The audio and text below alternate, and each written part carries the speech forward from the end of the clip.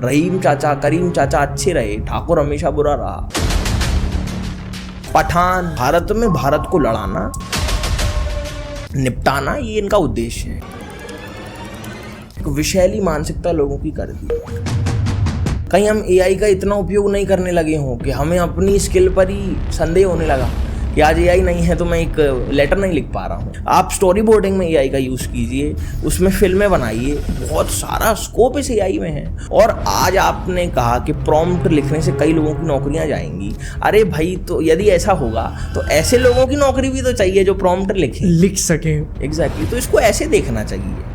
अच्छा, कभी कहा जाता था कि सिनेमा सिर्फ मुंबई का है, आज हर घर से एक नई कहानी निकलती है। इसमें मध्य प्रदेश की क्या संभावना है? कि मध्य प्रदेश टूरिज्म बोर्ड का ये आंकड़ा है कि मध्य प्रदेश में प्रत्येक बार 200 से 300 फिल्में शूट होती हैं। तमाम फिल्में हमारे चंदेरी में शूट हो रही हैं। हॉलीवुड की फिल्मों को कॉपी कर यहाँ फिल्में बनाते थे। तो बीबीसी में भारत को कोट करते हुए भारतीय सिनेमा को बॉलीवुड कहा। एक ऐसा सिनेमा जो भारत में स्थित है और बॉलीवुड की कॉपी करता है, इसलिए ये बॉलीवुड है। एक तंज कसा गया, तंज के रूप में हमें बॉलीवुड कहा और आज हम बॉलीवुड शब्द का उपयोग करते हैं। जैसे आपको कोई भोलू कह दे तो आप अपना नाम भोलू मानेंगे क्या? अगर कोई विचार किताब में लिखा हो तो कुछ लोग उसे पढ़ते हैं, लेकिन उसी विचार पर अगर एक मूवी बन जाए तो हजारों लोग उस फिल्म से इंस्पायर होते हैं उससे। ऐसी एक फिल्म अभी आई है, धुरंधर। धुरंधर आदित्य धर द्वारा बनाई एक धुरंधर फिल्म है जिसने सारे जो उर्दू वुड के, हॉल बॉलीवुड के जो एजेंडे प्रोपेगेंडे चल रहे थे उनको ध्वस्त करके फेंका। 1950 तक जो फिल्में बनती थी उनमें भारत का विचार होता था।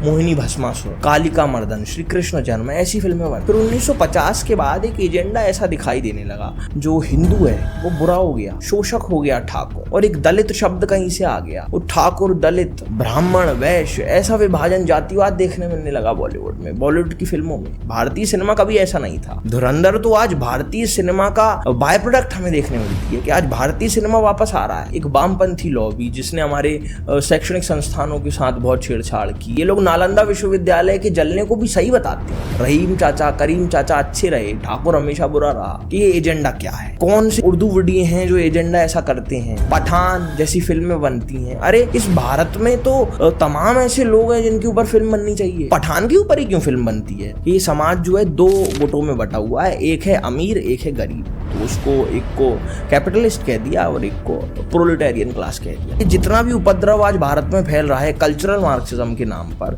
ये सब हवाई बात है। और भारत में भारत को लड़ाना, निपटाना, ये इनका उद्देश्य है। तो विषैली मानसिकता लोगों की कर दी। आज धुरंधर के विरोध में कई लोग क्यों हैं, क्यों इसका विरोध करते हैं, क्यों इनको मिर्चियां लगती हैं? तो आज क्या होता है, जब अपनी फिल्में बनती हैं, केरल स्टोरी या फिर कश्मीर फाइल्स, तो शतक, तो उसको एकदम से प्रोपेगेंडा कह देते हैं। भारत को जो तोड़ता हो वो बॉलीवुड है और जो जोड़ने की बात करता हो वो भारतीय सिनेमा है। रहीम काका करीम चाचा अच्छे हैं, तो ये एक एजेंडा है जो आया।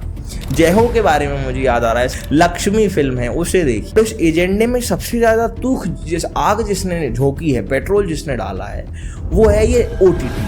आज घूसखोर पंडित जैसी फिल्में बनने लगी, तो उस फिल्म में एक्स्ट्रा मैरिटल अफेयर को आप जस्टिफाई कर रहे हो। देखो, भारतीय जो नारीवाद है और वेस्टर्न फेमिनिज्म है, उसको कभी एक मत मान लेना, वो अलग है। पर पुरुष से संबंध बनाना, इसको भी नॉर्मलाइज कर दिया गया। असल में कम्युनिस्ट एक हंसों की बस्ती में एक कौवा जैसे आप बिठा दो तो वो कम्युनिस्ट है।